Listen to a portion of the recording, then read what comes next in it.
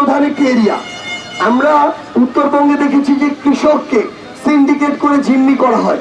কৃষকের ফসল হিমাগারে রাখার মতো পর্যাপ্ত হিমাগার থাকে না, যে অল্প কিছু আছে সেখানেও সিন্ডিকেট করা হয়। বিভিন্ন সময় এগুলো ফি বা মূল্য নিয়ে কৃষককে ভোগান্তিতে পড়তে হয়। আমরা উত্তরবঙ্গে শিল্প কলকারখানা দেখি না। আমরা এটা বলছি না যে শিল্পের জন্য উত্তরবঙ্গ উপযুক্ত নয়, আপনারা সেটা স্থাপন করুন, কিন্তু টানা সপ্তমবারের মতো বেস্ট টিস্যু পেপার ব্র্যান্ড হিসেবে স্বীকৃতি পেয়েছে বসুন্ধরা টিস্যু। এই উত্তরবঙ্গ তো কৃষি নির্ভর, সবুজ যে শিল্প রয়েছে সেই শিল্পের জন্য এই গোবিন্দগঞ্জ কিংবা এই পুরো উত্তরবঙ্গ উপযুক্ত।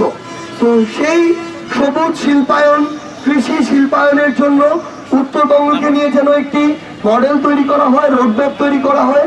এটি শুধু এই অন্তর্বর্তীকালীন সরকার নয়, পুরো বাংলাদেশের আগামী নির্বাচিত সরকারের অন্যতম একটি গুরুত্বপূর্ণ এজেন্ডা হতে পারে। আমরা এনসিপি সেই বিষয়টি নিয়ে কাজ করব।